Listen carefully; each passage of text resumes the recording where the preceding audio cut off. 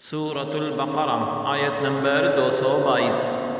اعوذ باللہ من الشیطان الرجیم،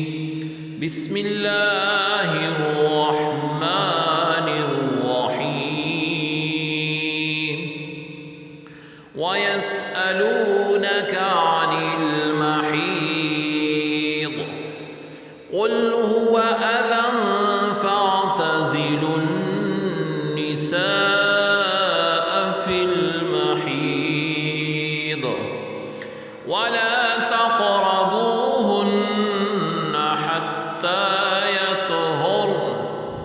فَإِذَا تَطَهَّرْنَ فَأْتُوهُنَّ مِنْ حَيْثُ أَمَرَكُمُ اللَّهُ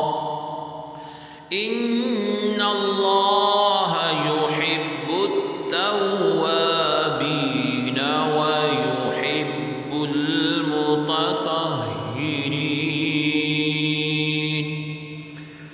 لفظی ترجمہ ہے اور یسألون، وہ پوچھتے ہیں کا آپ سے، ان متعلق المحیدی حیض کے، قل فرما دیں ہوا وہ اذن گندگی ہے، فاتو اعتزلو الگ رہو، النساء عورتوں سے، فی میں المحیضی حیض، اور لانا تقربو قربت کرو، ہنہ ان سے، حتیٰ یہاں تک کہ یطہرنا وہ پاک ہو جائیں، فا پھر اذا جب تطہرنا وہ پاک ہوں، فاتو ائتو آؤ، ہنہ ان کے پاس، من حیثو جہاں سے، امرا حکم دیا، کم تمہیں، اللہ رب العزت نے، انا بے شک اللہ رب العزت، یحبو پسند کرتا ہے، التوابین توبہ کرنے والوں کو، اور یحبو پسند کرتا ہے، المتطہرین پاکی حاصل کرنے والوں کو۔ بامحاورہ ترجمہ ہے، اور آپ سے حیض ایام ماہواری کی نسبت سوال کرتے ہیں، فرما دیں وہ نجاست ہے، سو تم حیض کے دنوں میں عورتوں سے کنارہ کش رہا کرو، اور جب تک وہ پاک نہ ہو جائیں ان کے قریب نہ جایا کرو،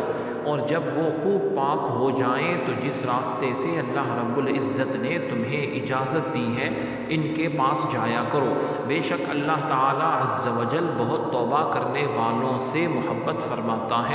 اور خوب پاکیزگی اختیار کرنے والوں سے محبت فرماتا ہے۔ آیت کی تفسیر میں فرمایا گیا، وَيَسْأَلُونَكَ عَنِ الْمَحِيضِ، اور تم سے حیض کے بارے میں پوچھتے ہیں۔ آیت کے شان نزول کے بارے میں فرمایا گیا کہ عرب کے لوگ یہودی اور مجوسیوں کی طرح حیض والی عورتوں سے بہت نفرت کرتے تھے، ان کے ساتھ کھانا پینا، ایک مکان میں رہنا انہیں گوارا نہ تھا، بلکہ یہ شدت یہاں تک پہنچ گئی تھی کہ ان کی طرف دیکھنا اور ان سے کلام کرنا بھی حرام سمجھتے تھے، جبکہ عیسائیوں کا طرز عمل اس کے بالکل برعکس تھا، یعنی وہ ان دنوں میں عورتوں سے ملاپ میں بہت زیادہ مبالغہ کرتے تھے۔ مسلمانوں نے حضور پرنور صلی اللہ علیہ وسلم سے حیض کا حکم دریافت کیا تو اس پر یہ آیت نازل ہوئی، اور افراط و تفرید کی راہیں چھوڑ کر اعتدال یعنی درمیانی راستے کی تعلیم فرمائی گئی، اور بتا دیا گیا کہ حیض کی حالت میں عورتوں سے ہم بستری کرنا حرام ہے، اور چونکہ یہ قرآن کی واضح آیت سے ثابت ہے لہٰذا ایسی حالت میں جماع جائز جاننا کفر ہے، اور حرام سمجھ کر لیا تو سخت گناہ گار ہوگا، اور اس پر توبہ فرض ہے۔ یوں ہی ناف سے لے کر گھٹنے سے نیچے تک کی جگہ سے لذت حاصل کرنا منع ہے، بقیہ ان سے گفتگو کرنا، ان کے ساتھ کھانا پینا، حتیٰ کہ ان کا جھوٹا کھانا بھی جائز ہے، گناہ نہیں ہے۔ اس آیت سے یہ بھی معلوم ہوا کہ عورت کے پچھلے مقام میں جمع کرنا حرام ہے، کیونکہ وہ بھی گندگی کا مقام ہے۔ پھر فرمایا فَإِذَا تَطَهَّرْنَ، پھر جب خوب پاک ہو جائیں، خوب پاک ہونے سے مراد ایام حیض ختم ہونے کے بعد غسل کر لینا ہے۔ حیض کے چند احکام بھی علماء نے بیان فرمائے۔